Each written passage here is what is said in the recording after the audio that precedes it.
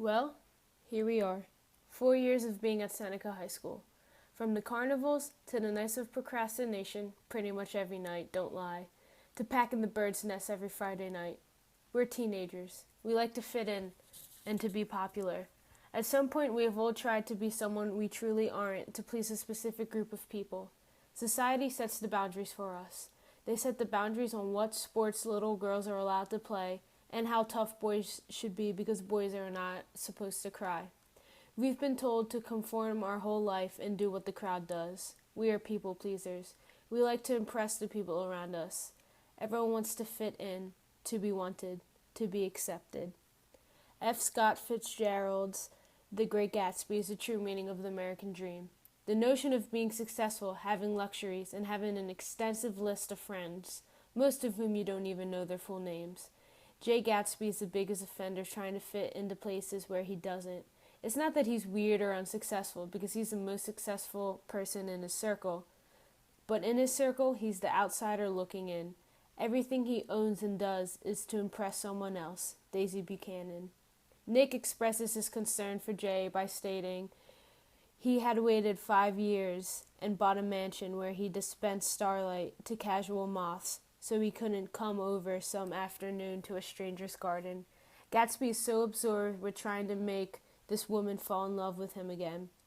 He doesn't enjoy throwing the parties, nor does he get along much with the people that show up to the party. He wants to fit in. He wants to impress other people. Everyone sitting in this room can think of a time where they're trying to impress someone, to fit in, and to gain a couple more friends. Sometimes the friends we have in life, we absolutely hate them. They just always somehow appear everywhere and just kind of stick in your life. Jake is one of those people who isn't too fond about the people around him. He doesn't face his problems and tends to be in his own little bubble. In Ernest Hemingway's The Sun Also Rises, these characters are lost in their own little worlds. Jake conforms to how older people are living their lives. He is following and making the same mistakes all of his friends and colleagues have made throughout the years. He tried to find himself, but it's hard to break old habits. Cone is his biggest competitor. Cone is everything Jake isn't. Jake and Cone go out for drinks sometimes, and Jake tolerates him. Most of the people flee at the first sign of struggle and adversity. Jake decides to share some words of wisdom by rationalizing to Cone, you can't move away from yourself by moving from one place to another.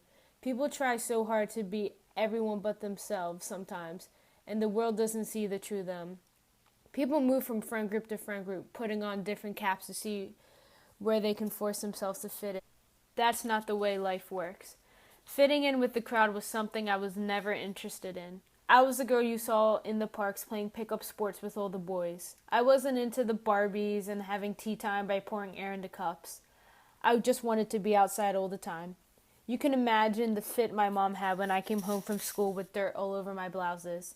I was never one to sacrifice my happiness to please other people. I guess you can call me selfish, but I don't like to live in a life of lies and unhappiness like Miriam until she found herself. In A Thousand Splendid Suns by Khaled Hosseini, a character struggles between finding her own happiness and being the woman society wanted her to be.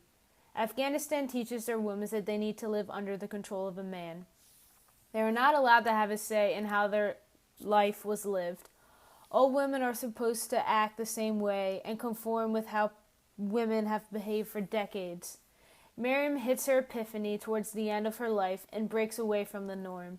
She finally does something for the well-being of herself and Lila, her best friend and sister. She finds happiness for herself and ultimately someone else by doing a selfless thing. Speaking of selfless actions, let's bring up the girl on fire from Suzanne Collins' Hunger Games. She volunteers her life for her sister. Katniss saves her town and gives the world something they have never seen before. She decides to go about playing the games differently. Before the bloodbath of the games, Haymitch reminds Katniss, remember, they already love you, he says gently, just be yourself.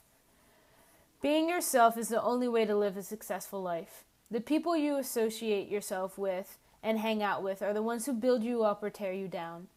No one can play the role of yourself better than you. No one is as unique as you, so why hide behind masks to make other people like the mask? I'm just glad to say I found a group of people who bring out the best qualities in me.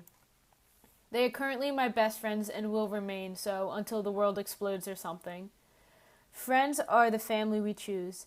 They accept you for who they are. There's no jumping through hoops to have them to like you. They are the ones you go on spontaneous adventures with. The ones who drag you into those sappy romantic movies and you end up making an ocean with your tears.